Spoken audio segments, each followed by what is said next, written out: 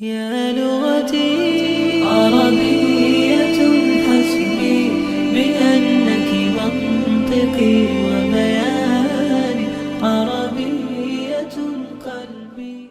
Hello, everyone. I'm pleased today to have as my guest discussant محمد Hijab. And this discussion has been postponed a number of times because of illness, and I'm very glad that we're able to do it today. And I thank him for his patience in continuing to pursue this and being willing to talk to me, despite, I think, being delayed 3 times, which is one more time than is unforgivable. But in any case, محمد Hijab is an author, a student of comparative religion, and a philosopher of religion. He's the co-founder of Sapiens Institute and is a researcher and instructor for that organization. He has a BA in politics and a master's degree in history. He's acquired a second master's in Islamic studies from the School of Oriental and African Studies. Hijab has also completed a third master's degree in applied theology from the University of Oxford, where he focused on the philosophy of religion in applied settings. He's now doing his PhD in the philosophy of religion on the contingency argument for God's existence. And many people, I was looking a while back for people to talk about Islam with, and many people recommended that I talk to محمد Hijab. And so I talked to Mustafa Akyol a couple of weeks ago. He's known more, I would say, on the liberal front. And so I'm very pleased to be able to talk to محمد Hijab today. Thank you very much for joining me today. It's very good of you to put up with the delays. So No. Thank you for having me, honestly. It's always a pleasure. Well, so I'm going to ask some really basic questions because it's very difficult to understand another culture from the outside. You also have, as an outsider, you have no idea how much you don't know about what you don't know. Even you're blind to your own ignorance. And so I'm going to start with basic questions. I wouldn't say that I have a tangible understanding of Islam. I mean, I have some understanding of Christianity. I've been able to get the sense of Christianity at a reasonably deep level, I would say, at least compared to other things I know. And I've kind of felt the same way about certain aspects of Buddhism and Taoism. But as a religious system, a system of thought, Islam has remained relatively opaque to me, despite the fact that I've done a reasonable amount of historical reading. And so what is it in terms of practice and belief that are absolutely core, as far as you're concerned, to practicing the Islamic faith? Well, the first thing is, I think we should start with the bare bones basics. And the bare bones basics is first to say that we believe in God. And the kind of God we believe in is one God, worthy of worship. In fact, the Quran makes a series of arguments, rational arguments, for why we believe in the type of God that we believe in. For example, in chapter 52, verse 35 of the Quran, it says, أَمْ خُلِقُوا مِنْ غَيْرِ شَيْءٍ أَمْ هُمُ الْخَالِقُونَ أَمْ خَلَقَ السَّمَاوَاتِ وَالْأَرْضَ بَلْ لَا يُوقِنُونَ. Were they created from nothing or by nothing? Or were they themselves the creators of themselves? Did they create the heavens and the earth? They have no certainty. In other words, the Quran is hinting here at the fact that it's impossible for something to come from nothing. And it's impossible also for something to give rise to itself. And so the universe, for example, if we take this as an example, couldn't have come from nothing, and it couldn't have created itself. It couldn't be self-generating and or self-maintaining. And there can't be a world, in fact, the Quran would indicate, there cannot be a world with only dependent things that require other things in order to exist ad infinitum. And so what is required outside of the series of dependent things is something which is independent, which all things depend upon, and which itself depends upon nothing. And this is what the Quran refers to as as-samad, or the idea of God being self-sufficient and independent. So the idea of God, so it's a prime move. It's a prime mover argument, and you think it's a kind of prime mover argument. A lot of why do you think that the same argument that you put forward in relationship to the generation of the universe can't be put forward as an objection in relationship to God? You know, because you make a logical case that something can't come from nothing and something can't create itself. But you from a philosophical perspective, this isn't a religious critique. From a philosophical perspective, you just move the problem back one step. What advantages do you think there are to moving the problem back one step, or am I mischaracterizing it? Well, I'll tell you what, Dr. Jordan Peterson, what you said is very similar to what Richard Dawkins said in a debate with the Archbishop of the then Archbishop of Canterbury. And he said that, well, if you have, and he said this debate, he made this argument in Oxford, and he said that if you look at the universe, well, if you're saying that God has made the universe in this way, then your God, who's more complicated, and he would add this layer of complexity. Yes. Your God, who's more complicated, would require an even greater. He would require an even greater explanation. Really, the greater God. Yeah. So really interestingly, Anthony Kenny, who's an agnostic himself, he's a philosopher and agnostic. He came in and he said, well, actually, take a look at this. You've got an electric razor, which is made up of many different component parts. And you have a cutthroat razor, which is made up of one part. And he said, although the electric razor is more complicated, it serves less functions than the cutthroat razor, because the cutthroat razor can cut your throat and it can also cut an apple, for example. And so it's a fallacy to assume that just because something is complicated, or that something has many features and attributes, that thing itself requires an explanation. And in fact, if we had an infinite regress of such explanations, then obviously that would lead to a kind of absurdity. So even well-meaning atheists and agnostics in the field realize the redundancy and the fallacy and the argument that is put forward by the likes of Richard Dawkins, who said that kind of thing. And I would also add to that one point, the argument from composition, which is usually a corollary to the contingency argument, usually, is made in the following way: that everything that is made of parts is contingent, that the universe, or say a multiverse, is made of parts, therefore a universe, or the universe and or the multiverse, is contingent. The parts that we're talking about mereologically here are things that can be attached and detached. So that doesn't apply to God. Classical theism doesn't say that God is made of parts the same way as human beings are, or as universes are, or multiverses are. And in fact, the Quran hints at this itself. It says, الَّذِي خَلَقَكَ فَسَوَّاكَ فَعَدَلَكَ فِي أَيِّ صُورَةٍ مَا شَاءَ رَكَّبَكَ. That the one who created you and composed you and configured you in any form that he wished, he put you together. And so the fact that you have such configuration in the universe indicates to the fact that you have an external sorting agent that has particularized the universe in a certain way, and that has composed the universe in a certain way. So the argument really is that things which are made of attachable and detachable parts, that those things are contingent. That doesn't apply to God on any theistic paradigm. Now, what we would say, though, sorry to kind of drag this on a little bit, is that this would disqualify something like the Trinity from being true. And in fact, the Quran, this is the Islamic position, is vehement in its opposition towards a triune God. So, for example, in chapter 23, verse 91, it says, مَا اتَّخَذَ اللَّهُ مِنْ وَلَدٍ وَمَا كَانَ مَعَهُ مِنْ إِلَهٍ إِذًا لَذَهَبَ كُلُّ إِلَهٍ بِمَا خَلَقَ وَلَا عَلَى بَعْضُهُمْ عَلَى بَعْضٍ. That God hasn't taken a son and he doesn't have any gods with him. If that had been the case, each God would have taken what he has created and they would have tried to dominate one another. The idea, therefore, that there can be more than one all-powerful entity is an inconceivable and unintelligible idea from the Islamic paradigm. So it's seen as problematic, to say the least, or conceptually impossible, to say even more, to suggest that something like a Trinity can be true. When it's talking about, for example, Mary and Jesus, it says something very simple: كَانَا يَأْكُلَانِ الطَّعَامَ, that both of them used to eat food. So in other words, the impossibility of something limited like Jesus, a man, being God at the same time, being unlimited, because the definition of God is that he's unlimited, is all powerful. Do you think that there's a divine spark in human beings? No, but we don't think there's any kind of divinity at all. Islam is categorical about this, because the way we define divinity is extremely strict. We say that the divine attributes of God are specific only to God. So nothing else. What's the characteristic element of the human relationship with God?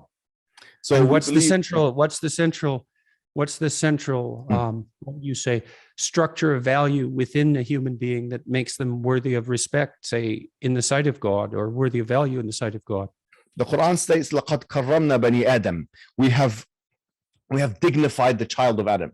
So that we do believe in something called human exceptionalism. We do believe that human being has been specialized or specified among all other things in creation to have free will, for example. to have a personal relationship with God, to have a loving relationship with God. People don't realize this, especially from the Christian tradition. But one of the names of God from the Islamic tradition is that he's the loving one, Al-Wadud in Arabic, in the Quran as well. So we believe that the relationship that human beings should have with God is a loving relationship, but it's one of submission. This is the main thing. Islam doesn't mean peace. Islam actually means submission. Islam comes from the root Arabic word istislam. And what it means is submission. And really what the picture is in the Islamic cosmology is that everything in the universe is submitting to God.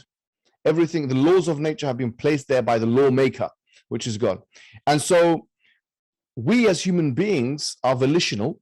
We do believe in free will, but we also believe in a theological compatibilism. And so that a kind of predetermination is actually one of our pillars of faith, to believe in that. So in that sense, we have to voluntarily submit to God in the same way that everything else in creation is submitted. And what does that submission mean? What that means is that all the prophets and messengers came aforetime. So this is the meta-narrative of Islam. Abraham came, Moses came, Jesus came, and all of them came with exactly the same message.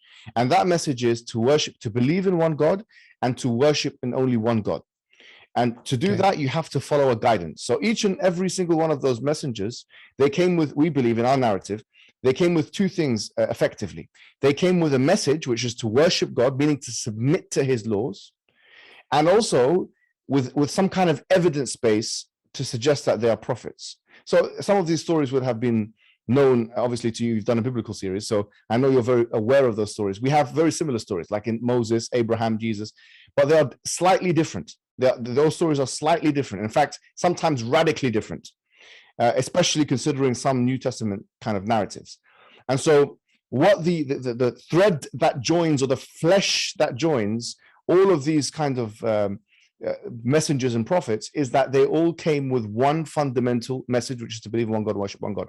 We believe that the Prophet Muhammad... So hang on. I'm still not understanding this exactly. Okay. I'm not sure what you mean by believe. Like the way you laid that out was in some sense propositional, right? You made a logical argument for the existence of God, but you take the existence of God as given in some sense to begin with because of your faith, and then you provide your belief with a rational argument, but it wasn't derived from a rational argument. And so when you talk about belief, do you mean belief in a set of propositions about the nature of God? And if you do or don't, what do you believe, and how would you separate out that belief from what you term as worship? Right. So actually, there's one thing that ought to be known, that in Islamic theology, we believe in something called the fitrah, which is an innate instinct to believing in God. And now, I'm not sure if you're aware of the work on it. So why bother with the propositional arguments then? To me, they just seem like a side venture, to argue with scientists. Some scholars have said that in Islam. Sorry, I apologize. Yeah. Okay. No. In fact, some modern day philosophers of religion have that kind of a stance, like Alvin Plantinga. He seems quite, agnostic about the whole thing. I mean, the thing is, what we're saying is, it would be committing something like the naturalistic fallacy to suggest that just because something is the case, or there is ought fallacy maybe, just because something is the case, that it ought to be the case. So in order to prove it's a demonstrative proof for those who are in what we call shak or doubt. And but the truth is, as you've mentioned, and as in the literature, like for example, Justin Barrett has this in his cognitive psychological or cognitive science literature. I'm not sure if you've come across his stuff, but basically what he says is that we have an innate, his words exactly, receptivity to believing in God. In 2011, the Oxford Anthropological Society, they done a huge study of 32,000 children, and what they found was that children innately and intuitively, instinctively have a belief of a higher power of some sorts. Now, they're born with that belief, and in fact, in one of the papers in Justin Barrett's book, he literally mentions the fitrah, or the Islamic theological concept of an instinct in believing in God. What's his last name? Barrett. How do you spell that? I think RTT, I believe. Justin Barrett. Okay, that's useful. Yeah, well, it just strikes me that you see, the problem with debating people like Richard Dawkins about the existence of God is that he will formulate the argument in propositional terms and then force the person, so to speak. I don't imply any malice on his part, but as soon as you accept that the battle is to be won on propositional grounds, you've already accepted a certain definition of God. And I think you lose the argument instantly. I think the argument for instinct, something like that, is much more powerful. Because one of the things I'm led to wonder when you laid out your argument is, well, what purpose does belief in God serve, or your faith in God, let's say? And I think belief, see, it's also really interesting to try to distinguish between belief in something and faith in something. Like if imagine you have faith in the good. And so how do you demonstrate that? Well, you believe that good is more powerful than evil. You believe that you should act in a manner that's appropriate to the good. And so then you act that way. And that's the faith. The faith is demonstrated in the actions. Yes. But it's not exactly it's not exactly propositional. And, partly because I would say, if you look at good and evil, for example, it's not that easy to make the case that good is more dominant or more powerful than evil, all things considered, in human affairs. Now, I think it is, but you know what I mean? You can't make a compelling propositional case that that's absolutely true, but you can reflect your faith in your actions. The thing is, you mentioned Richard Dawkins. I wrote, as part of the Sapiens Institute, we wrote a small booklet called The Scientific Delusions of the New Atheists. And we refuted him on these kind of things. If you read the God Delusion, he literally spends 5 pages of hundreds talking about the cosmological argument, and I think 2 talking about the teleological argument, or the fine-tuning argument. I do think that not much work has been done by new atheists, meaning like, the 4 horsemen or whatever, in trying to actually tackle these arguments. And sometimes when they're on debates with other philosophers of religion, I don't think they, from my perspective at least, they don't actually provide a satisfactory defense. Yeah, well, the instinct argument is an interesting one, because it seems to me that part of and this is why I was pressing you to some degree on the issue of the definition of worship, is that I don't see much difference between the instinct to worship and the instinct to imitate. And I do believe that there's compelling evidence, psychological and biological, that we human beings have a remarkably strong instinct to imitate. And the question is, well, what is it that we're oriented to imitate?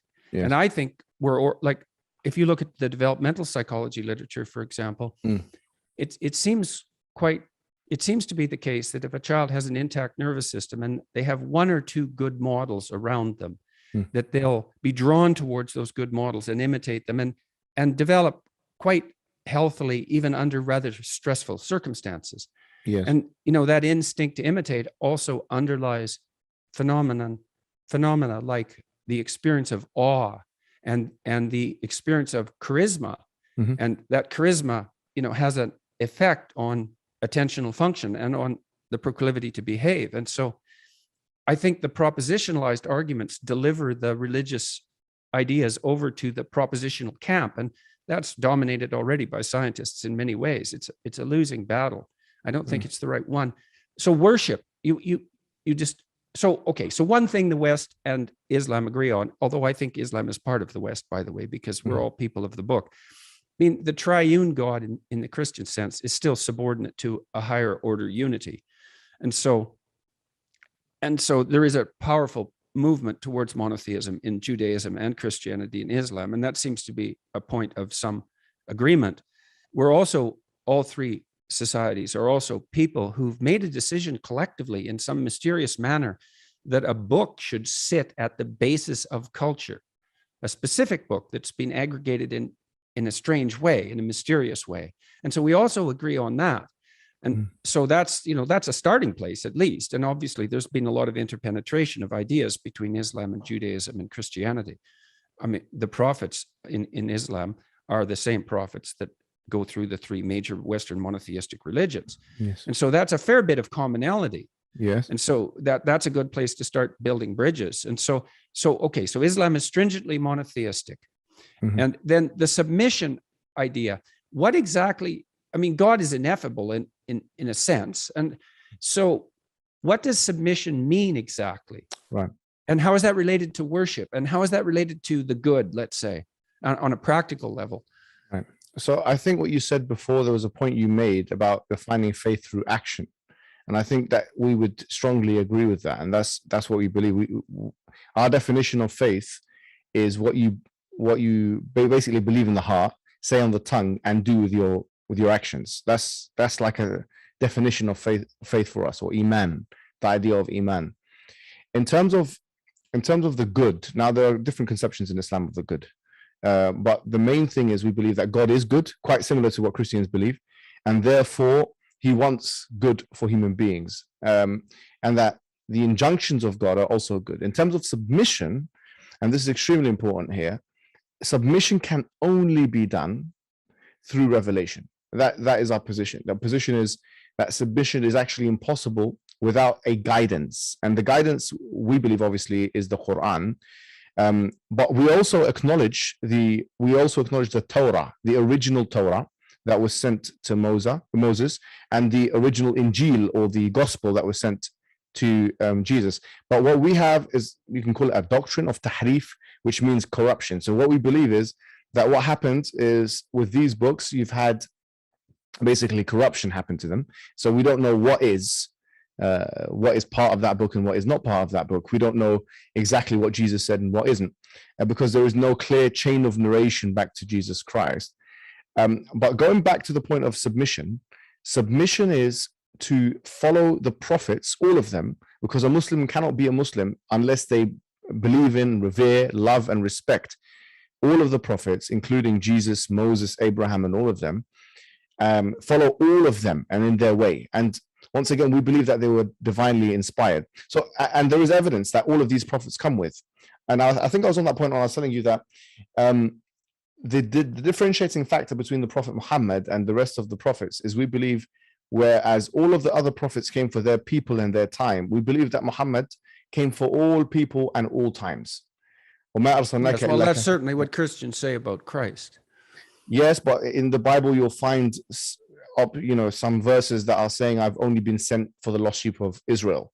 And so, yeah, there's some tension. You see this, yes. You see something like the rise of a universalism, a spirit of universalism that surpasses fundamental tribalism, even of a religious sort.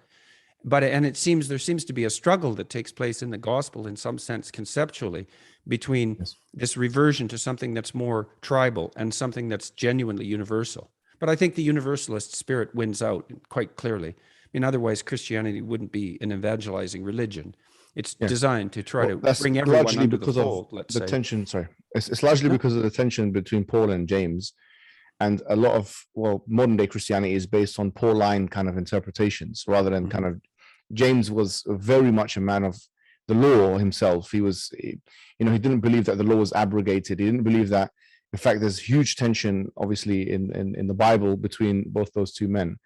And obviously, there's historical reasons for that as well. But what we will say is, we would say that there are clear verses in the Bible. Like, for example, we point to Isaiah 42:11, where there indicates a new prophet that's going to come. And in fact, Isaiah 42:11 in particular is extremely important, because it even specifies the region. It says it will be sent to the people of Kedar. And the people of Kedar, as in Genesis, Kedar was the son of Ishmael, and basically from him is the lineage of Muhammad, or the Arabs, if you like. And so there's a whole discussion in the whole of Isaiah 42 about a new prophet going to come, and he's going to come to the people of Kedar, and the people will be rejoicing on the mountaintops. And in fact, the name of a mountain in Medina, which is present-day Saudi Arabia, is mentioned, which is the Mount of Sela. And so we would say that actually Muhammad was a continuation of Jesus Christ, and that Jesus Christ as a prophet, also in the Bible, doesn't say that there's not going to be another prophet after me. And so there's no reasonable reason for us to think it all ended. I think Jesus. Christ actually said that believers would be able to do the things he did and more. So there's actually a prophecy of a multitude of prophets in some sense, which would perhaps be a consequence of taking the fundamental doctrine, the spiritual doctrine of Christianity seriously. Yes, I mean, as we said, interpretation. In many ways, we are all followers of Christ, and that's another point of commonality. Like we see the Messiah Jesus Christ as a man who had done wonders and miracles and signs, as the Bible states. We believe that he was immaculately conceived. We believe that he cured the blind. He raised the dead with God's permission. We believe all, like most of the things that you'll find, we actually believe in those things. There's huge commonalities between Islam and Christianity from that perspective. The major difference is we would say that it's not intelligible or conceivable or pardonable to believe any human being with a date of birth could ever be called God. And this is where we kind of diverge from the Christian mainstream. Yeah. So okay. So let me tell you about some things I've been thinking about in relationship to that. Well, you know that Nietzsche announced the death of God in the late 1800s, and you know what the consequences of that have been, at least to some degree. And of course, Dostoevsky was talking about exactly the same things at pretty much exactly the same time. But the philosopher of religion, Mircea Eliade, in his historical investigations, indicated that the death of God is something that has happened to many cultures in many places over many times. It's not a unique event in, let's say, Western history. And his explanation for that, at least in part, was that as there's a movement towards unification under a monotheistic umbrella, let's say, which is perhaps a precondition for the union of diverse people, one of the consequences of that is that central unifying value becomes so abstracted because it has to cover such a multiplicity. It becomes so abstracted that it becomes sufficiently, it flies away. And he called that Deus abscondus, if I remember correctly, is that the idea of the spirit just flies away because it no longer has an attachment to the world. And one of the ways that Christianity solved that, if you think about it from a psychological perspective, was by insisting upon the presence of God in a kenotic form, right, in an emptied form, in a partially emptied form, in the person of Christ, in a particular place and a particular time. And it's a variant of the prophetic idea, although taken to its absolute extreme. The prophetic idea is that there are people who are marked out in history, marked out by God, by their relationship with what's highest in some spectacular manner. And so I guess one of the things I would say about the Islamic resistance to the idea of the divinity of Christ is that there is an emphasis on Islam on the special status of prophets, of certain prophets, and their particular special relationship with God, which seems to elevate them above other men in some important sense. And so, and drawing a line precisely between that claim and the claim of divinity incarnate is not an easy matter. So, well, I would actually disagree with that. I think there's a clear distinction in the Quran between the prophets and ordinary men. This is actually one of the clearest distinctions. Because yes, but is there a clear distinction between the prophets and some spark of divinity inside those men? Yeah. So what do we define as a spark of divinity? Well, I would say it's partly what gives people charisma, although it's not always that. It's also partly what marked these men out as being prophets. I mean, it's what we look at when we say that man is great. That's a great man. That's a great person. That was a great deed. Well, yes, fair enough. But I would say also embodied virtue. And it's embodied virtue that is in some sense reflective of the action of the highest value operating at a local scale. Yeah, so that's exactly what we believe. We believe in the doctrine of infallibility, or isma. And so we believe that all prophets basically did the best thing possible for human beings. And this is narrated about the Prophet Muhammad. In fact, وَإِنَّكَ لَعَلَى خُلُقٍ عَظِيمٍ, the Quran in chapter 68, verse 2, that, and you have impeccable virtue, basically the highest level virtue. And this is something about all the prophets. And obviously, if that wasn't the case, they wouldn't be sufficient guides for us in terms of humanity. So if that's what you mean by a spark of divinity, then I don't think there's a point of resistance. Yeah, well, these things are hard to sort out, right? The terminology, and that's part of the complexity of these sorts of discussions. For us, divinity is basically having the attributes of God. So once again, since we know God through his attributes, from that perspective, that human beings cannot possess the fullness of the attributes of God.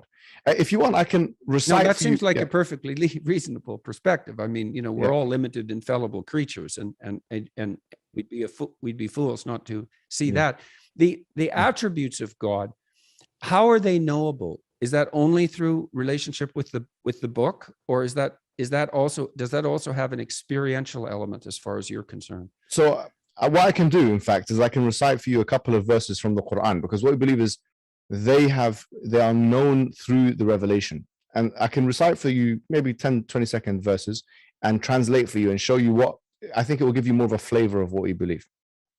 Sure. Do what you will. So the Quran states in the end of chapter 59, هو الله الذي لا إله إلا هو عالم الغيب والشهادة هو الرحمن الرحيم هو الله الذي لا إله إلا هو الملك القدوس السلام المؤمن المهيمن العزيز الجبار المتكبر سبحان الله عما يشركون هو الله الخالق البارئ المصور له الأسماء الحسنى يسبح له ما في السماوات والأرض وهو العزيز الحكيم. So let me read the translation from because I don't want to get this wrong, right? These two verses I think are probably the two best verses that answer your question in the Quran. Allah is He. I'm going to get something maybe a bit better.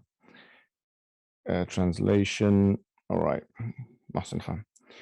He is Allah, that there is no God worthy of worship except for Him, the King, the Holy, the one free from all defects, the giver of security, the watcher over His creatures, the mighty, the compeller, the supreme. Glory be to Him. Glory be to God. High is He above all that they associate as partners with Him. He is Allah, the creator, the inventor of all things, the bestower of forms. To Him belong the best names. All that is in the heavens and the earth glorify Him, and He is the Almighty, the All-Wise. So these are, I would say, potentially the two best verses that summarize for us. So it's an attempt to use a multiplicity of virtues to define a supreme source of good. So, Yes. Okay, I have a technical question for you, a procedural question, I guess. When we're talking, so you sang those verses, and then, so here's what happened. I asked you that question. You sang those verses or chanted them, or a combination of those two. Okay, but there's a melodic element to that, and I don't understand the language, and then you translated them. And so why approach the answer to my question in that manner? Because we believe that the Quran in its original language has an element in it, or has a virtue, if you like, to it, or an attribute to it, which cannot be felt or experienced phenomenologically, if you like, through just mere translation. We believe that. And so what purpose does that serve in a discussion with someone like me? What it will do, hopefully, because we believe the Quran has divine qualities itself. The Quran itself has divine qualities. So we believe, number one, it's a cure. We believe it's actually a physical cure as well as a spiritual cure. We believe that it's a guidance. We believe that it's something which will literally put you in a psychological state of ease. So in a sense, what it will do, it hopefully, will have an effect on you, which is physiological, maybe psychological. And in a sense, it's like giving you something to taste rather than just explaining what it tastes like, and so that's why I feel it's how do you know when that's appropriate and when it's not? It's I mean, you appropriate. Obviously don't but you don't. I don't mean that. I mean, no, but so that's why I asked the question. It's obviously you're making distinctions. You're not doing what you just did with what me. It is doing peace, every and time you open your mouth.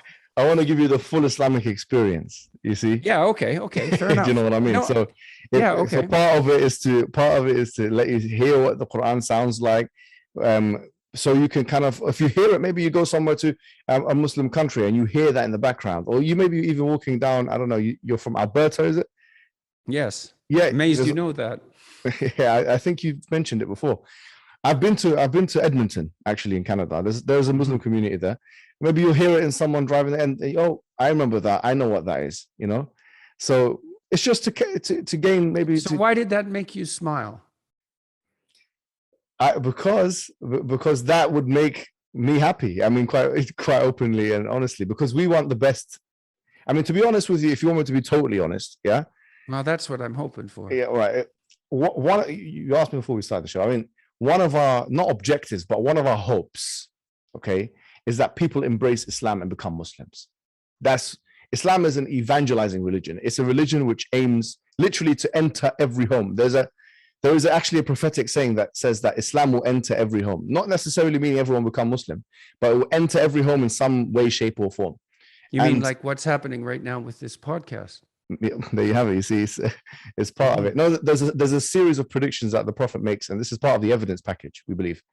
Okay, so you also talked about the fact, when we started, just before we started this, that part of the reason that you're talking with me is that you hope to build bridges. And so this gets down to some, and I want to return to the fundamental attributes of Islamic belief. I don't want to let that part of the conversation lag, but Christianity is also an evangelizing religion, and Christians hope the same thing. Yes. So while you know what that has caused and is still causing, and so we have to contend with this, all of us that are alive now. And so we have two evangelizing religions. They're both fundamentally monotheistic. They emerge from a tradition that's quite similar. There's many things that they have in common, but the border between them has been rife with conflict for a very long time, and that has not ended. And it's become more distributed and so forth. And one of the things about Islam, I would say, that frightens the West is that especially in the modern world, is that it appears that it's difficult for religions that aren't Islam in Islamic countries to manage to maintain themselves to any degree whatsoever. And now, look, I understand. I said that with a certain understanding also in mind. When I look at this from a psychological or an anthropological perspective, I also see that as human societies have come together and organized themselves in ever increasing sized groups, that the necessity for an emergent monotheism as a uniting factor might be crucial. And it's clearly the case that the emergence of Islam united diverse people. And in that union, there is a kind of peace. That's the definition of union. And how much strife and force and conflict and catastrophe had to attend that unification is a matter of debate. We don't know how these things can be managed. We don't know how to manage them any better. But we're still stuck with this problem. Now we have two fundamental monotheisms that are head to head. I know that's an oversimplification. And hypothetically, we're both motivated by the desire for something approximating peace. Yes. And we want to build bridges, and that's why you and I are talking. Yes. But I don't know what to do with the mutual evangelical, what would you say, impulse. Like, my sense is, Christians, turn to yourself. You're a problem. You can fix yourself. You do that, and the other things are going to sort themselves out of their own accord. And I do believe that. And I actually believe that message is in some sense centrally Christian. It's like, look to yourself and be the example. And that's the best way of, let's say, convincing other people, if that's what you're interested in. It's also the only real effective way of bringing peace. So, well, I'm not sure. Well, look, I'm a traditionalist Muslim, okay, which means I'm orthodox. I'm not a liberal at all. In fact, I oppose liberalism, to be quite honest with you, in the sense that I criticize it. I don't think it's the truth with a capital T. So a lot of Enlightenment ideas, I oppose them openly, right? And so I'm speaking from the perspective of someone who is a traditionalist Muslim. And by that I mean, I stick to the Quran and the Sunnah, which is the prophetic sayings, and the jurisprudential tradition, which is derived from those two sources and other sources as well. But this is a traditionalist perspective, which I think represents the majority. Here's what I will say. The first order of business, Dr. Jordan Peterson, is for us, I think, to acknowledge that both religions have a capability of peace. Okay? This is extremely important. And that requires education. So I'm just going to be honest with you. Like, for example, the warlord comment that you made, okay? About the Prophet, I think that is part of the problem. I have to be honest, because I want to get to that, Dr. Jordan. Here's the thing. I don't see you as some kind of enemy of Islam. I genuinely don't. I see that we need Yeah, to. and I don't want to be either. I have lots of people in the Islamic world who are listening to what I'm doing and watching and being supportive. This is part of it. This is part of it. And here's what I'll say to you. No, I can tell you that as a matter of fact, like my close friends and traditionalist Muslims listen to you. I mean, that's for sure. In fact, they love your you stuff. think they'd have something better to do? No. Because a lot of your views kind of coalesce with the Islamic viewpoints, especially on like the nuclear family, on alcohol. I know you've done your PhD on alcohol, actually, your thesis. And obviously, Islam is one of the only religions in the world that bans alcohol completely and drugs and stuff. But going back to the point, like we said we want to build bridges and we said we want to understand each other. And I think what you said there is important. We do have two evangelizing religions. But we have to look at the character and the life story of the Prophet, because with the Prophet Muhammad, here's two things that we have to look at. Number one, there was the Meccan period. And I'm sure you're aware, in that period, the Prophet Muhammad was, first of all, he was an orphan. And then he got married to a woman at the age of 25. Her name was Khadija. She was actually his boss. And then after that, he said that he received revelation at the age of 40 in the mountain, in the cave, sorry. And then after that, there was a time of persecution. And then after that, he went to different places. He went to Ta'if, which is a place outside of Mecca. He went to Al-Aws wal-Khazraj, who are two clans, two tribes. And what it was is that he was trying to get support for his project, or the monotheistic project, because he was being boycotted, etc. He eventually got it from Al-Aws wal-Khazraj, these two tribes, because they actually believed in the religion of Islam. This is documented, like without a shadow of a doubt. This is what happened. And then is this in the Medina? Is this the Medina period that you're speaking of? So this is actually technically the Meccan period. Okay, still the Meccan period. Yeah, so right before Medina literally was established, because Medina is it was so called after the Prophet, because Medina just literally means the city in Arabic. It was called Yathrib before, and then they changed it into Medina to Nabi, like the city of the Prophet. And so that's why it was kind of called Medina after that. In that time period, so we got 13 years of Medina. The vast majority, I'm not going to say all, but the vast majority of wars that took place, in fact, all of the wars that took place before the conquest of Mecca were defensive. So the pagan Arabs went to Medina and tried to siege it. Badr, Uhud, Ahzab, or the Khandaq, and all of these are names of wars. And in fact, there was, according to Ibn Qayyim, one scholar, there were 19 such wars in 10 years. So that's almost an average of 2 wars every year. And for me, I see that actually as an evidence for prophethood, because the Prophet was actually fighting in these wars. He wasn't just throwing people around telling them to fight for him. He was fighting in them, and they were defensive wars. So in that time period, what happened was, I'll give you one example. So let me interject something there, because that's a very hard thing for me to get straight in my mind. Yes. Now, I would say that, and the division in Islam that occurred almost immediately upon Muhammad's death, and which has not been rectified to this day. Quite the contrary. So that's also, that's a problem for everyone. It's a problem for Muslims. It's a problem for Christians. It's a problem for everyone. And it's a problem that could really get out of hand. Now, it's not like I don't know that the Protestants and the Catholics were at each other's throats for, hundreds of years. So, but that's not the issue at the moment. So now, in Islam, there's a tremendous emphasis on Christ's doctrines as well. And there isn't any evidence that Christ himself took part in, let's say, wars. Okay, and so I disagree with it's that. hard. And let me disagree with that. What do you mean? Okay, well, if you analyze Christ as an archetype, when he comes back in his second coming, he is going to dominate the world. And one can say, well, that's not the historical Christ. But when we're looking at him in the way that you look at, look, that's a reasonable objection. Well, if we look and at I understand that a judge has that martial element, and I don't think it's reasonable to use the archetypal representation as an argument against the historical reality. And look, I'm not saying to you that I know that what Muhammad did was wrong. That isn't what I'm saying.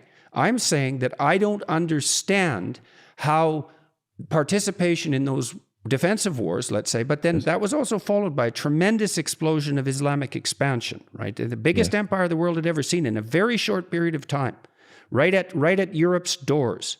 Mm-hmm. And that was also followed by the severance of the Islamic faith into 2 major categories and internecine conflict there. Yeah. And so there's that stream of armed conflict activity. I think that you're, with respect, I don't think you're getting the history fully right here, because That's fine. Go right ahead. The war in Jamal and Safin, the wars between Shia and Sunnah, or what would then be, it's not really between Shia and Sunnah, because quite frankly, Shiaism had not been established but the wars of the companions, how many people died in those wars? Do we have any numbers? For maximum, we can say. Fair enough, man. And it's not like Christianity hasn't been rife with internecine conflict. Yes. No, but the thing is, but the fact is that it was almost immediately after Muhammad's death that this fracturing took place among the people that were closely allied with him, and it was a bloody fracturing. And it isn't obvious that it's been rectified. How bloody was it? How bloody was it? How bloody does it have to be? It doesn't take much. Okay. Well, Jordan, let's be honest. Let's be fair. Yeah. Okay. Look, let's be fair, right? With the wars that took place 30 to 40 years, and it wasn't immediately after, because you said that in a video, the day he died. That's wrong. It didn't happen the day he died. It happened 30 to 40 years after. It happened 30 to 40 years after. And how many members of Muhammad's immediate family survived during that 30 years? My understanding was that most of his immediate family died in armed conflict. Most of his immediate family died in his own lifetime. Yes, well, I'm not speaking of them, but I'm speaking of what happened after he died. Let's get these facts right, because okay, look, first fact, Muhammad, sallallahu, we say sallallahu, meaning peace and blessing be upon him. All of his children died in his life, okay, except for one. So most of the members of his immediate family, and his wife died, Khadija died, his uncle Abu Talib died, his other uncle Hamza died. They all died within his lifetime, either due to illness or due to some other cause, war, for example. Like one of the defensive wars, Hamza died. And by the way, Muhammad forgave his killer. And that's something which goes against the warlord thesis, because when he then conquered Mecca, it was actually no fighting. I'm not sure if you know this. It's called Fath Mecca. When he went into and conquered Mecca, he didn't fight anybody. It was no fighting. There were a few people that were exempted, but he actually quoted what Joseph quoted to his brothers in the Quran, which is "La tathriba alaykum al-yawm," that no blame is on you today. And this, by the way, is a bedrock example of forgiveness in Islam, because these were people that were persecuting him for 13 years. These are people that killed his uncle. Like I said, there's one person called Wahshi who literally killed his uncle and mutilated his body. And he said to Wahshi, I forgive you, but I can't see your face because of how he said, ممكن تغيب عني وجهك وجهك عني. He said, can you keep your face away from me, because psychologically I can't bring my face, but I do forgive you, he said. So he forgave people that killed his own family members. And this was after he himself attempted a treaty with the pagans called Hudaybiyah.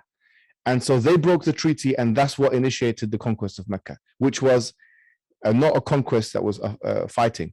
Now, if you compare this, because I think the comparison, if there's any comparison that can be or should be made, it's Jesus' second coming with Muhammad in the Medinan period, not in the Meccan period. In the Meccan period, both were being persecuted, Jesus in his life and Muhammad in the Meccan period. But Jesus, when he comes back, he will then get authority, and he will be ruling with the iron scepter, according to the Bible. He will be crushing his enemies, as it says in Corinthians, under his foot, humbling his enemies under his foot, and killing and violent stuff. So, in fact, I will actually argue today that the New Testament representation of Jesus Christ in his second coming is way more violent than Muhammad's conquests in the Medinan period. Okay, well, look, like I said, I wasn't trying to make the case. I wasn't trying to make the case that what happened in Mecca or Medina was wrong. So let me explain that a little bit. So Christian Europe fought a defensive war against the Nazis. It isn't obvious that was wrong. I don't think that was, I wouldn't say that's defensive. Well, okay, fine. But I understand the concept of defensive war. And, well, when America got involved in World War II, it was not under immediate threat by Germany, and they colonized it. And here's the thing: it overtook Western Germany. You see, and here's the thing: the term warlord that you use with the Prophet, you've never used with Harry Truman. You've never used with Roosevelt. You've never used with Winston Churchill, all of which conquered countries literally in wars. Because I feel like there is a bias there, and you've actually never used it with anybody else aside from the Prophet Muhammad in your public output. And I think that's unjustifiable. I think that you have biblical prophets like Moses, you have biblical prophets like Joshua, you have the Jesus in his second coming, all of which were warrior prophets, and you've only used the term warlord with the Prophet Muhammad, and I think that is unjustifiable. I think if we're what is it that what makes someone a warlord then? If it's conquering lands, then Harry Truman is a warlord. Then and so on and so forth. In fact, the Prophet Muhammad. Well, I guess that's a real tough question, isn't it? What makes a warlord and what makes a just war? It's not like any of us have the precise answers to that. I think that's partly what we're trying to hash out right here. Definitions of the word warlords. The definition of the word warlord, according to Collins, is that someone who acquires force by aggressivity and violence. Well, in the political science, you pushed back on me, so I'll push back on you to some degree. Okay. Well, it's certainly the case that the expansion of the Islamic Empire was accomplished by a tremendous amount of warlike activity, and that wasn't defensive. Now, look, I understand that monotheism is a difficult state to attain, and that monotheistic societies have emerged in the midst of conflict throughout human society. I understand that, and I'm not even saying that there's something exceptional in that regard about Islam, although the rate at which it happened was quite remarkable. But it presents us with a problem, doesn't it? I mean, it presents everyone with a problem. And the problem is, well, for example, the problem is reconciling the idea of turning the other cheek with the idea of a just war, a defensive war, or an expansive war for that matter. And of course that issue is relevant to Islam because Islam exploded outward and produced the biggest empire the world had ever seen in the space of a few short centuries. Yeah, but Dr. Jordan Peterson.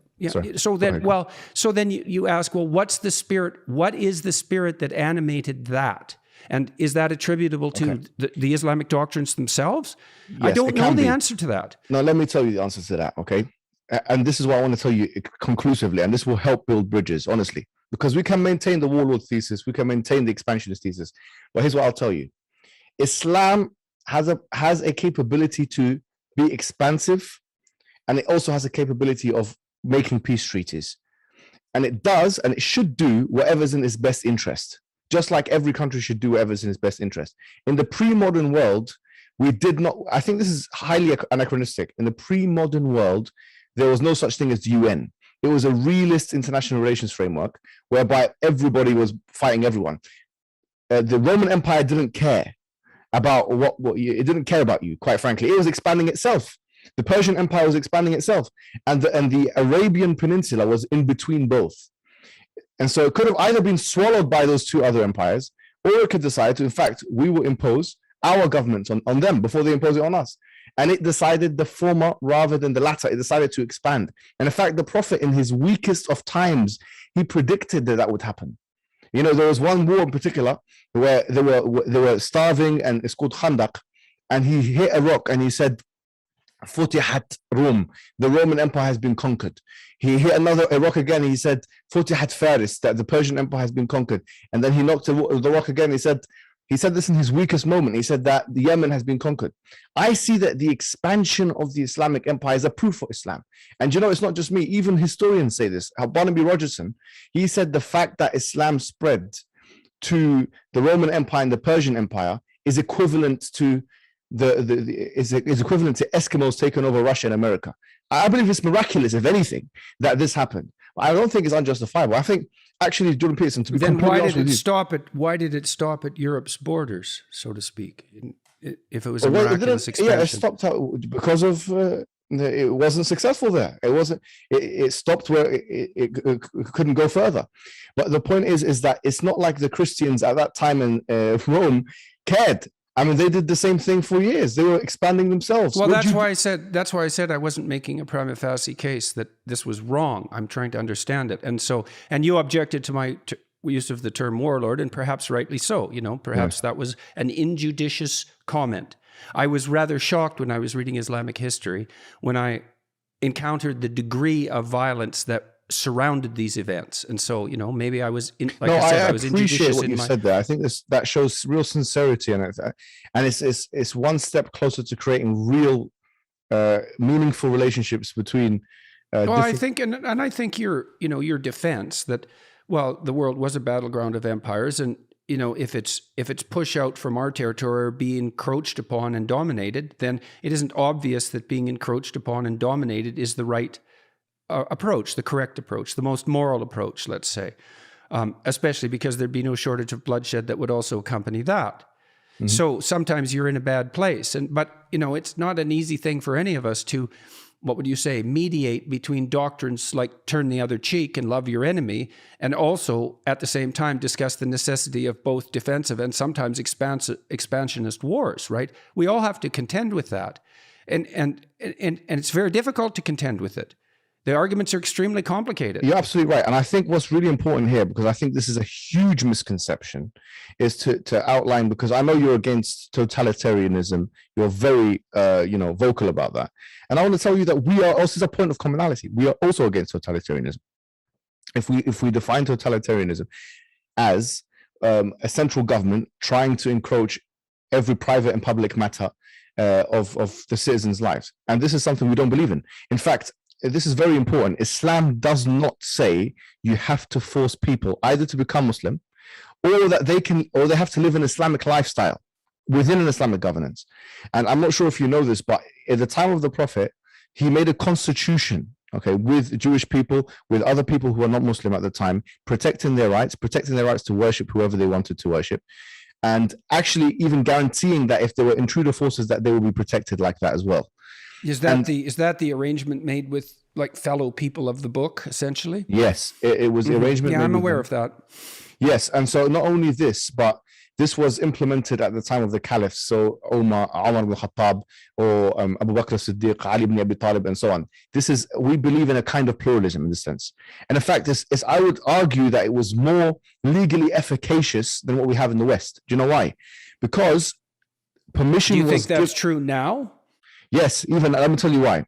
Because Christians were given courts that they could rule in, and that the law would be efficacious. It would be a parallel dissenting law system which would have effect. So they would effectively be able to go and judge their affairs outside of the general framework of Islam. And in fact, this is in the Quran. فَلْيَحْكُمْ أَهْلُ الْإِنْجِيلِ بِمَا أَنزَلَ اللَّهُ فِيهِ. And they took this, even though we believe that the Torah has been corrupted to some extent, the remnants of, they can use the Torah, whatever corrupted version they have, to rule their affairs. And this is something that was done at the time of the Prophet, done at the time of the caliphs. And so even now we would say, and I'm not saying that the whole of Islamic history has presented this convivencia that we saw in Spain between Muslims, Christians, and Jews, a good time, or other times in India. By all, yeah. Mm-hmm. Yeah, I'm not saying that, of course I'm not. But what I'm saying is that I think it is disingenuous to point at Islam as if it's been the most intolerant of all of these religions. Look at the Alhambra, look at the Spanish Inquisition, look at the Crusades, look at the colonialism that has happened in the name, if not even not in the name of religion. There's no disputing with me the fact that in some sense we all have the blood of history on our hands. Yes, I'm firmly aware of that, and no, it's an existential burden for everyone. And I'm not trying to make the case that this is particularly or uniquely true of Islam. I certainly know that that's not the case. What I'm saying instead is that these are things that we have to contend with, and we don't exactly know how. Right? We still have the problem of these two evangelizing religions, right? Okay. That are going head to head in some sense. Yes, it's true. Evangelizing doesn't mean that it's compelling, and this is very clear. Well, okay. Now there's an interesting point. Not that the points you made before aren't, because I kind of think, well, let he who can tell the best story win. And then that story also has the best actors, so to speak, right? And so I would say the proper mode to conversion is something like shining example. And then if you're governed by a doctrine that is in fact divine, and you're managing to embody that in the sense that gives you the glow, the charismatic glow of embodied divinity, two steps removed, let's say, and people are willing to abide by your words as a consequence, well, more power to you. And that's a lot more efficient and effective than compulsory war, armed conflict, or any of those things. And I mean, this is a constant problem. And I would also say that given our technological mastery now, we really can't afford this anymore. We have to solve this problem of defensive war, expansive war, evangelical religion, how to go about uniting us under some umbrella that isn't so vague that it means nothing, how to preserve our traditions from the past. And I can't see any better way than each of us trying to be shining exemplars of our tradition, and then letting that goodness shine forth in a way that people, it may be the case that we'll find that the better we are, the more we're like each other. I mean, wouldn't that be a kind of union under something approximating God? That all good men could see in each other a reflection of something that was the highest? And that should be compelling in and of itself? Absolutely. But I think in terms of the jurisprudence, in terms of what Islam is capable of, people in the West must realize that Islam is fully capable of peace. This is what must be realized. How do we know that? It's not despite the Quran and the Sunnah or the sayings of the Prophet and the actions, but it's because of them. If you look at the Quran and you look at, for example, chapter 4 verse 90, or if you look at, for example, chapter 1 verse 90, chapter 2 verse 190, you'll see that the Islamic commandments are clearly sometimes about defensiveness, but sometimes also clearly about creating peace treaties. And this Treaty of Hudaybiyah is a bedrock example. So long as there's peace treaties, there is peace. And so in terms of Muslim countries, they can perpetually create peace treaties with other people. Muslim people, even more so, because we believe we're fully under contract. And therefore... So you're willing to abide by a contract? This is the thing. Let me tell you something, Jordan Peterson, okay? One of the clearest for me, and I've done a lot of work studying liberalism, studying Christianity, and studying Islam, okay? The clearest commonality between liberal theory and Islam is contractarianism and contracts, consent. That is a clearest thing, because in liberal theory, you have the theory of consent. And in Islam, you have the same thing. Contracts are binding. The Quran says, "Ya ayyuhalladhina amanu." Even with people outside the faith? Yes, especially with people outside the faith. Why especially? Why especially? Is that part of the tradition of hospitality in some sense? Yes, because if you break a contract with a non-Muslim, then you're driving them away from Islam. Okay, so yes, that's definitely true. That's absolutely so remember, true. Islam is attempts to attract people to its own religion. One of the categories of zakat was وَالْمُؤَلَّفَةِ قُلُوبُهُم, money that you pay to non-Muslims so that they can feel comfortable and they can feel as if you're doing them a favor and there's relationships going on. It's a category. It is a category of zakat, which is one of the 5 pillars of Islam, to give such money. So the fact that Islam states in chapter 5 verse 1, Ya ayyuhalladhina amanu awfu bil uqud, in chapter the Quran, O you who believe, fulfill your contracts. That is generic. Al-Muslimuna ala shurutihim. That means to abide by your word. So you have to stick by your words. No matter, for us, if you don't stick to your words, then this shows a lack of character. It shows that you, in fact, one of the signs of a hypocrite is that he goes against a religious hypocrite, is that he either, if he makes a contract, he goes against it. It seems one of the most despicable things. Do you think that there are other things that I've said about Islam that we could talk about right now that I could clear up? And, because I don't want elephants under the carpet. I don't like elephants under the carpet or snakes under the carpet. So are there other things that I've said that people on the Islamic side who would maybe like to not be my enemy, let's say, because who needs enemies after all, unless you want them? Are there other things that you think, places that I've misstepped in a serious manner that should be rectified as far as you're concerned? In a serious matter, I will confine it to the warlord comment, because I think that's the one that most Muslims... Well, people in the West are afraid of Islamic expansionism, and they're, okay, so let's go after that again. So the other thing that I find upsetting, let's say, is the civil war in Islam. The Prophet didn't tell people to fight each other. I mean, that fair enough. Look, Islam doesn't say that. Islam doesn't say there should be a civil war. In fact, it was predicted, but it was never encouraged. In fact, the Quran clearly encourages against civil war. Yeah, and I would say the same thing about Christianity in relationship to the endless Protestant and Catholic wars. Sorry, just to interrupt. It gives us a remedy. In fact, the Quran is the only religious book I know that tells you how to deal with a civil war. وَإِن طَائِفَتَانِ مِنَ الْمُؤْمِنِينَ قَتَتَلُوا فَأَصْلِحُوا بَيْنَهُمَا. It says that if two groups of Muslims fight, then create peace between them. فَإِن بَغَتْ إِحْدَاهُمَا عَلَى الْأُخْرَى فَقَاتِلُوا الَّتِي تَبْغِي حَتَّى تَفِيءَ إِلَى أَمْرِ اللَّهِ. It says that if one of the groups rebels against the other group, then fight the one that is rebellious until it wakes up to the command of God. So Islam is categorically against civil war. Islam is clearly for pluralism. It's not for compulsion. These misnomers and misconceptions must. So fair enough. And as I said, I know that the Protestants and the Catholics were at each other's throats for years, and despite the fact that of there being no justification for that, let's say, or quite the contrary in the Gospels. So this isn't a problem that's unique to Islam, but it is an ongoing problem in Islam. And it's not like there isn't sectarian strife in the West. I also understand that. And so that makes people watching the religious community, say, wary because, well, for obvious reasons. And so I know you can't answer this question in totality, but Islam hasn't been able to bring its own house into unified order. And so why do you think that is? And how is that related to Islam itself, if it is at all? There's nothing exceptional about Islam in that regard.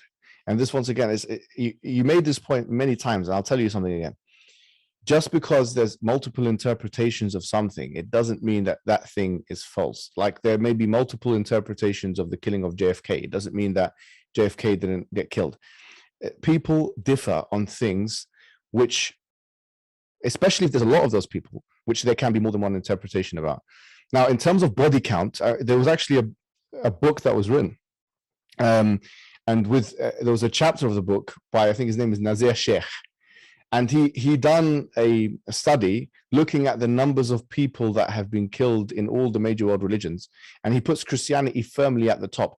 I mean, this doesn't require too much historical research anyway. Look at the 30-year war. Compare that with any war. Look, any war in Islam. Okay. So the point you're making, is twofold. It's not, the necessity for civil war isn't embedded in the doctrine.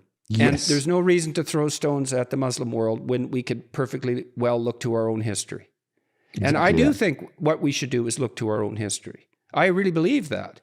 And I believe that we all carry historical guilt for the bloodshed that's preceded the structure of all of our societies.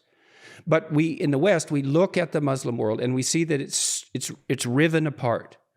And we wonder, well, I know there's a hypocritical element to that. I'm not claiming that there isn't. It's not like we have our own house in order, but you have to remember something else. You have to remember there was a colonial reality that existed where Britain, France, and many of the European countries and the Western European extensions, they dominated the Muslim world for the last 200-300 years.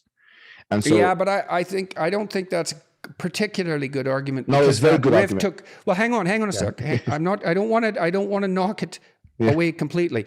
Yeah. The rift that I'm talking about, though, was evident far before that. Now, the fact of that colonial complication, that could well be. The fact of that colonial complication could well be a contributor. I know the nation state lines, first of all, were imposed. They were imposed quickly. They were imposed arbitrarily and partly that was a consequence of, what would you say, having to do a lot of things very quickly in the aftermath of a terrible war. I'm not trying to excuse it, but it was complicated. And I know that that's left the Middle East in this, group of nation states that now comprise the world in a very complicated situation. So it's a reasonable point, but the rift was there before. And so... Okay, here's what I'll say to that, yeah? You're right to say that there was arbitrary lines that were drawn, but it's not just that there were arbitrary lines that were drawn. You mentioned the Middle East. Syria, for example, which is where most of the problems are happening now, in terms of the Middle Eastern countries, it's probably number one. Maybe Libya number two. But say Syria, for example, they put 3, 4, 5, 10 different factions, all of which have differing understandings of religion, of ideology, of whatever it may be, together. That produced wars. You know, you had Christians in Lebanon fighting Sunnis, Shias fighting Sunnis, and this happened especially after the revolution. A lot of it is political so it was factors. the imposition of a false unity. That's really what happened. If you look at what they're doing now, like look at Lebanon as an example. You have to have a Christian president and a Sunni prime minister and a Shiite, I don't know what it is, first minister or something. I mean, they have systems that try and mitigate these issues, but it's a mess because you're putting people that have different visions of how to run a country together, and there's similar demographics. It's like 30%, 40%, 20%, and so that creates more wars. But they put them together almost on, I would argue, on purpose, to be honest. It's divide and conquer. If you look at countries like Denmark and Sweden and Norway, which are very peaceful and very prosperous, they're also very homogenous. And they're relatively small. So the problem of governance over diversity is much reduced in countries like that. It's simpler for them to be at peace because the culture is relatively homogenous. And so I take your point. It's not easy to bring a true diversity into something approximating a unity, especially when that unity has been, in some sense, arbitrarily imposed and also rapidly and arbitrarily imposed. So that's a reasonable point. Yeah. Right. I think what it is, and I've seen this in your reading list, it's like when you follow kind of Bernard Lewis's or Samuel Huntington's kind of Clash of Civilization narratives, sometimes you miss the nuances, and these are the nuances. Yeah, well, that's for sure. There are myriad contributory factors to why, and I still don't see how Islamic countries, there's like almost 50 Muslim majority countries, are in general, like you made a point about economic potential one time. You said that. Yeah, I wanted to ask you about that because, well, that's another thing that's quite a mystery, is that comparatively speaking, per capita, the Muslim countries are not that productive economically. There's 4 Muslim majority countries. In what sense? There are 4 out of 10 Muslim majority countries in the GDP per capita top 10. Brunei, Qatar, Kuwait, and Saudi Arabia. Yeah, well, I'm not sure that I'm willing to grant the fact that most of that wealth is generated by oil as a indicator of productivity. Still, the point stands is you said per capita, GDP per capita. Yeah, but yes, fair enough, and you were right to call me on that. That isn't what I meant. I'm sorry, because I don't think no, I do. We got to get the words right here. We got to get them exactly right because these things matter. You know that oil wealth is often a curse as well as a blessing. So outside of oil wealth, you have Brunei. Brunei is another country that's in the top 10. So let's talk about Brunei. What have they done right in your estimation? I don't know much about Brunei, but I know they're in the top 10. I have to be honest with you. That's part of this low resolution knowledge that we all have a problem with, right? I mean, talking about these things is very difficult because you have to know everything to do it right. And it's not that easy to know everything. I know that they were trying to implement Sharia to a very high level, and whatever they're doing is not because it's not despite the Sharia. But what I also know is that the methodology is flawed when you look at Muslim majority countries and say, well, they're not doing well as non-Muslim majority countries, because the Ottoman Empire 400 years ago was doing better than most countries in the world. Yes, absolutely. I know, and historical time frame matters, because it's definitely so. So that's a perfectly valid point. Let me tell you something, John Peterson. You are an epistemological pragmatist, from my understanding. You said before in an interview that anything which serves life is true. That's what you said, I think with Sam Harris. If this is the case, and you said it's nested in Darwinism, if this is your position, then the truth of the matter... It's nested in a very complex manner in Darwinism. Yeah, but if it's... I think that highest truth is something like love, and I think it's very much associated with the notions of love that are central to religious traditions. And so I'm with you, but you still believe that truth is utility, and you still believe, because that's the pragmatist position. And so truth is relative. What I'm saying, but I also believe that the basis of utility is love.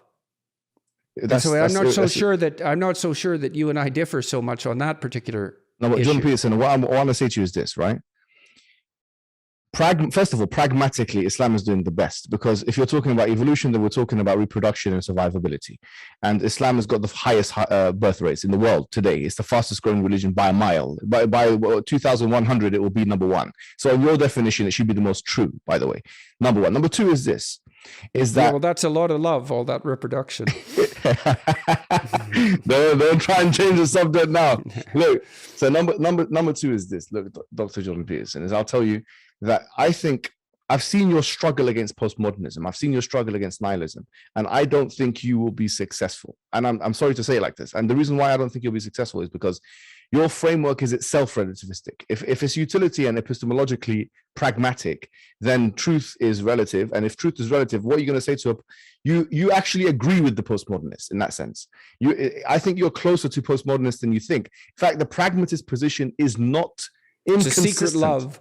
It's not inconsistent, Jordan Peterson, with the pragmatic position that you hold.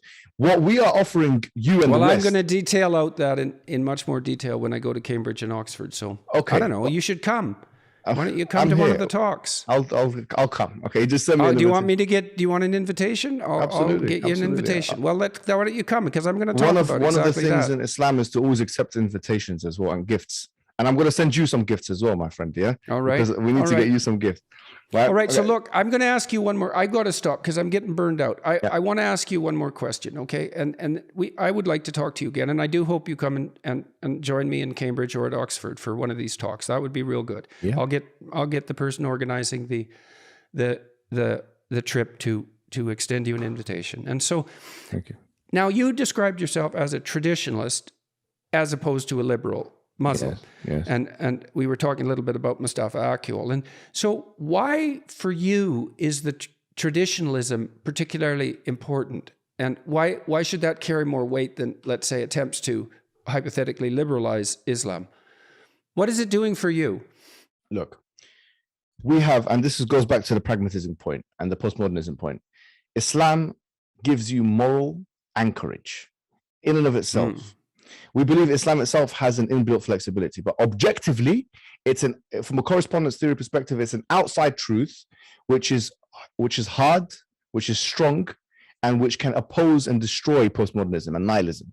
And that's what I think a lot of your followers want. So you think that a traditionalist grounding is it's a firmer foundation as far as you're concerned? When a liberal decides that they want to fuse Islamic ideas with liberal ideas, they're almost okay, fair enough. I can understand that, and it's partly why I have some sympathy for the conservative perspective. Just one point.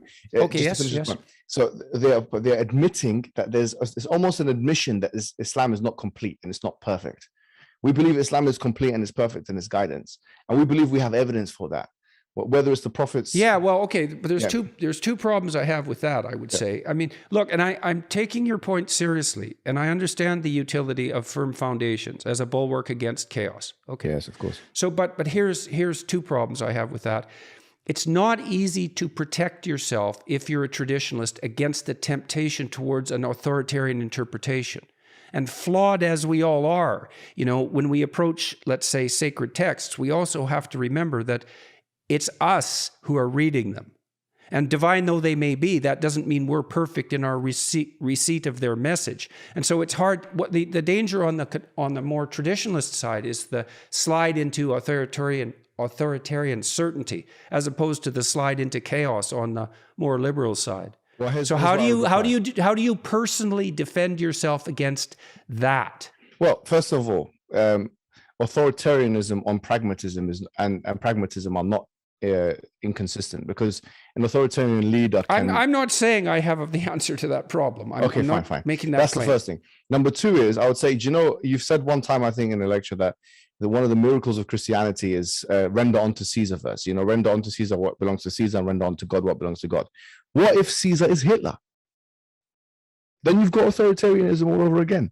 So I think yes, definitely. So but you didn't answer my question, though. Look, it was a technical question. It's a technical question. Look, and maybe I'm wrong in the formulation, and you can tell me if you think I am. Yeah. What I see as a danger on the liberal side is the possibility of a descent into something like chaos. That's hopelessness and despair. Okay. But what I see on the more traditionalist side, let's say the conservative side, is a retreat into a kind of authoritarian certainty. And those are twin temptations that might be, what would you say, specific to given temperaments. And I was asking you personally, like you're a traditionalist believer. Yes. How do you protect yourself your soul against the temptations right. of I thought you were overweening saying- certainty. All right, I got you. Okay, Yeah. okay. Yeah, no, I don't. In terms of certainty, I strive for it. In fact, we want it. We don't want to. The problem is not But in then my how view. do you rectify error? Like, you're not perfect, obviously. No. Me personally, of course, I'm not perfect, but we believe we follow a perfect guidance. Right, Maybe but I you am. follow it imperfectly. Yes, I Right, am. and there's the following it. rub. Right, so that's my point, is that given that you have to follow it imperfectly, given that you're imperfect, how do you defend yourself against inappropriate certainty? Because look, if you're imperfect, it means you All right. think you're right about things you're not right about. That's the definition of It's imperfect. compounded ignorance, right? Yes. Yeah. So there are things that in terms of my own personal, you're talking about my own personal faith. So Yeah, I'm talking, you bet. Right. Okay, I got you. There are certain things which I will believe in 100%. And there are certain things I will suspend judgment on. So the things which, for me, constitute the anchor. I believe the moment I take that anchor away, I plunge into chaos and anarchy and depression. And that's not something I'm willing to do for myself. So the certainty I have is that there's one God worthy of worship, that God's wisdom and guidance is the truth, that whatever God says is true, that the prophets are true, that heaven is true, that hell is true, all that stuff. The things I will suspend judgment on is how to deal with situations, because that I do believe, by the way, in a kind of Sharia consequentialism. And I do believe that within the Islamic framework is something called usul al-fiqh, which is basically the principles of jurisprudence, that rules are not always going to work in all cases. We do believe that, by the way. So for example, I'm not allowed to drink alcohol, but in certain cases, if it's the last thing that one can do if they're not going to die, if they're going to die if they don't do it, then you can do it. And this is just one extreme example. We're not allowed alcohol in Islam, obviously. This is one of the injunctions. But there are things we do believe in, consequential and inbuilt flexibility. With that, we have to communicate, we have to discuss, we have to speak to Muslims and non-Muslims alike. Okay. So I'm still not getting at what I want to hear from you specifically. Yes. Go on. You know that, all of us struggle with the desire to have what we believe be right at all costs, right? Because it is satisfying and it's difficult to be wrong because it means you have to improve. You have to look at your errors. I'm asking you personally, like when you're dealing with your wife, when you're dealing with your kids, how do you know how is it that you can protect yourself against being overweening? Now, this is a good question. You're going to get me in trouble with this kind of thing right now, this is a good question. What it is that, I've been married for 9 years now, and I've had to learn that the hard way. That I protect myself by realizing or knowing my own vulnerability, my own fallibility, my own weakness, the fact that I don't get everything right. The fact that there's another perspective, that there's something outside of myself which is greater than me. Yeah, well, that's okay. So that's something like, because a serious discussion can be had about the relationship between humility and love, right? Yes. I mean, I think a certain degree of humility is a precondition for love, because otherwise you can't take the perspective of the other person. Like, how can you if you don't think you're wrong? And for me, and it's certainly been the case. This was useful in my clinical practice and certainly in my marriage. Is I'm trying to be as attentive as I can to when I'm wrong. And that seems to be a reasonable move that comes forward, out, and I think that's really good. That's a good part of your person. I think that's why a lot of people actually love your work and love you as a person, because you come across as extremely authentic and sincere. That we don't find that kind of thing in kind of a lot it's of not like discourse. it's not like it's obvious to me that the Christians have it right and the Jews and the Muslims have it wrong.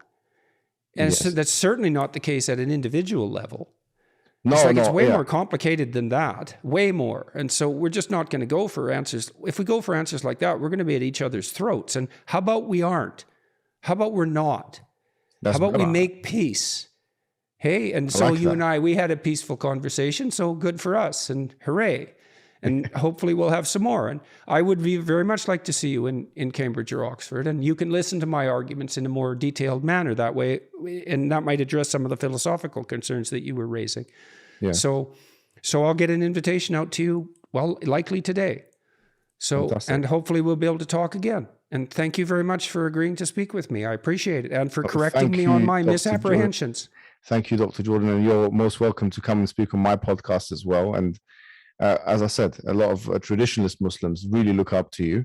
And I think we've actually come quite a long way in being able to build bridges. To summarize, really, from my side, so long as today we have realized that, okay, Islam is a religion not too dissimilar, okay, from the other previous dispensations as we would see it, and that there are things, there's a flesh that joins these religions, and also that peace is possible. Peace is possible. Good. Well, then let's see if we can be good enough people to actually want peace. Let's try and see what we can do. All right, man. We'll see you. I hope we see each other in the UK. And I'd like to say hello to all the listeners and watchers of this from the Islamic community. And let's see what we can do together, man. Yeah, and you're invited to any mosque, I think, in the UK will have you, because you've already got the presence there. Just name the mosque and I'll get you an invitation. Send me a suggestion. When I send you this invitation, send me a suggestion. I don't know if I can do it on this visit, but I'm coming back in, I think, March, and I'm certainly willing to do it. Not only willing, eager, and I mean that. I mean eager. I would love to be welcomed in that manner. That would be a tremendous privilege as far as I'm concerned. So, no, I think you will be surprised as to the amount of acceptability that you have, in particular, in the Muslim community. Well, hooray for that. So let's try not to muck it up with foolish words. Move on. All right, man. Good talking to you. Thanks again. يا لغتي عربية